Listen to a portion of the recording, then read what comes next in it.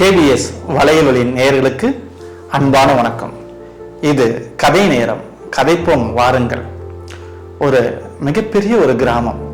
அந்த கிராமத்துல ஊர் பஞ்சாயத்து இருந்துதான். அந்த பஞ்சாயத்துக்குன்னு ஒரு தலைவர் இருந்தார்.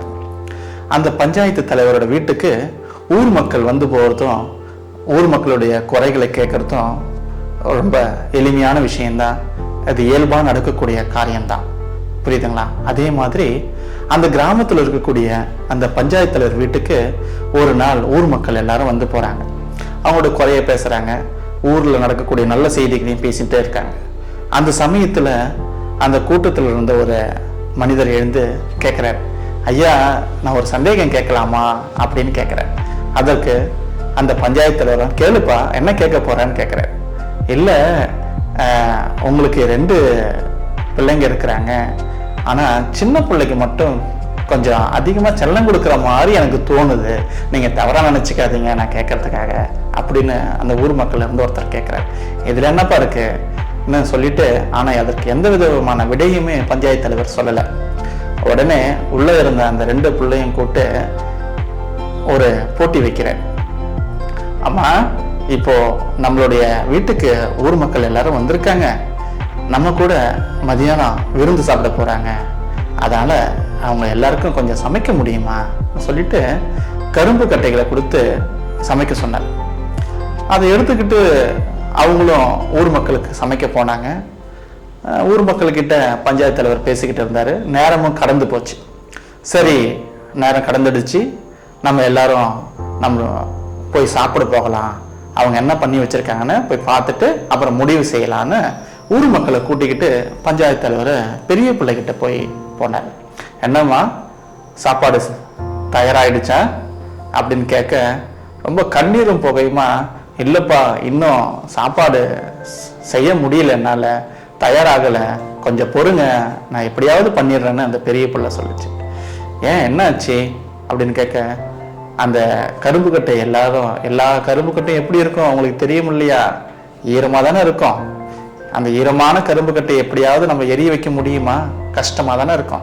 அப்போ அதை எரிய வைக்கும் போது புகை தானே வரும். அதனால தான் அந்த பெரிய பிள்ளை அதை தெரியாமையே எரிய வைக்கும் போது எரிய முடியல, தண்ணியும் கொதிக்கல, சமைக்கவும் முடியாமல் ரொம்ப கஷ்டப்பட்டு இருந்தது. இதை பார்த்த பஞ்சாயத்து தலைவர், சரி சரி, நீ சமையமா, நான் அப்புறம் வரேன்னு சொல்லிட்டு ஊர் மக்கள் எல்லாரையும் கூட்டுக்கிட்டு சின்ன பிள்ளையை நோக்கி போனார். சின்ன பிள்ளை என்ன செய்துக்கிறாங்க. உன்னை சின்ன பிள்ளைகிட்ட போனோடனே, சாப்பாடு தயாராகிடுச்சா அப்படின்னு கேட்கும்போது, சாப்பாடு தயாராக இருக்குப்பா, எல்லாரும் உடனே சாப்பிட வாங்க, சாப்பிட்றதுக்கு நான் பரிமாற தயாராக இருக்குன்னு சொன்னோடனே எல்லாருக்கும் ரொம்ப ஆச்சரியமாயிடுச்சு. ஊர் மக்களுக்கெல்லாம், எப்படி ஐயா, பெரிய பிள்ளை சமைக்க ரொம்ப கஷ்டப்படுறா, ஆனால் சின்ன பிள்ளை அதுக்குள்ளே சமைச்சிட்டுன்னு சொல்கிறாங்களே, என்ன சாத்தியம் இது அப்படின்னு ஊர் மக்கள் எல்லாரும் கேட்டாங்க. அதுக்கு அந்த பிள்ளைகிட்ட பஞ்சாயத்து தலைவர், நீ சமைச்ச முறையை கொஞ்சம் சொல்ல முடியுமாம்மா அப்படின்னு கேட்டாங்க. உடனே அந்த பிள்ளை, இல்லைப்பா, நீங்கள் கொடுத்த கரும்பு கட்டையை பார்த்தேன், நான் வெளியே விளையாடிட்டு இருக்கக்கூடிய எல்லா பிள்ளைங்க கூப்பிட்டு ஆளுக்கு ஒரு கரும்பு கொடுத்தேன், எல்லாரும் சாப்பிடுங்க, நல்லா எல்லாரும் ருசிச்சு ரொம்ப மகிழ்ச்சியாக சாப்பிட்டாங்க. சாப்பிட்டுட்டு நீங்கள் சாப்பிட்டு முடிச்ச பிறகு அந்த சக்கையை மட்டும் எடுத்துன்னு வந்து என்னோட அடுப்பில் போட்டுடுங்கன்னு சொன்னேன். எல்லாரும் சந்தோஷமா சாப்பிட்டாங்க, ரசிச்சு சாப்பிட்டாங்க, எனக்கு நன்றியும் சொன்னாங்க. அவங்களோட சக்கையை எடுத்துன்னு வந்து என்னுடைய அடுப்பில் போட்டாங்க. எளிமையாக ரொம்ப நேரம் குறைவா என்னால் சமைக்க முடிஞ்சது. அதனால உங்களுக்கு சரியான நேரத்தில் உணவும் கொடுக்க முடிஞ்சதுப்பான்னு சொன்னாங்க. உடனே பஞ்சாயத்து தலைவர் ஊர் மக்களை பார்த்து, புரிந்துதுங்களா, நாம் செய்யக்கூடிய ஒவ்வொரு செயலிலும் மற்றவர்களும் உதவி செய்ய மாதிரி செய்தோம்னா நமக்கும் பலன் கிடைக்கும், அது மற்றவர்களுக்கும் பலன் கிடைக்கும். அதனால தான் இந்த பிள்ளைக்கு நான் செல்லம் கொடுக்குறேன். புரியுதுங்களா? இப்போது அதிகமான ஏன் செல்லம் கொடுக்குறேன் இப்போ கேட்டிங்களா? மற்றவர்களுக்கு பலன் அடையிற மாதிரி எந்த ஒரு செயல் செய்கிறாங்களோ அவங்க எல்லாருக்குமே செல்ல பிள்ளைகளாக தான் இருப்பாங்க. புரியுதுங்களா குழந்தைகளே? நீங்களும் செல்ல பிள்ளைகளாக விரும்புகிறீங்களா? இனிமேல் இருந்து நீங்கள் என்ன செய்யணும்? வீட்டில் அப்பா அம்மா மதிக்கணும், அண்ணன் தம்பி பேச்ச கேட்கணும், தாத்தா பாட்டிக்கிட்ட அதிகமாக பேசணும். புரியுதுங்களா? அப்படின்னா வீட்டில் நீங்கள் எல்லாருக்குமே செல்ல பிள்ளைகளாக தான் இருப்பீங்க. அப்போ பள்ளியில் ஆசிரியர் சொல் பேச்சு கேட்டா சொல்றபடி நடந்துக்கிட்டா நீங்க கல்வியில நீங்க தான் முதல் மாணவனா இருப்பீங்க. அப்போ நீங்க அந்த பள்ளியில செல்ல பிள்ளைகள் ஆவீங்க. இனிமே நீங்க என்ன பண்ணணும்?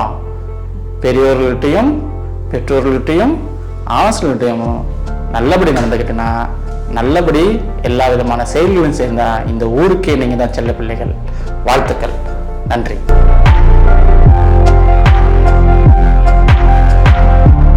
இந்த வீடியோ பிடிச்சிருந்தா லைக் பண்ணுங்க, ஷேர் பண்ணுங்க, கமெண்ட் பண்ணுங்க, மறக்காம சப்ஸ்கிரைப் பண்ணுங்க மற்றும் பெல் ஐகானை கிளிக் பண்ணுங்க.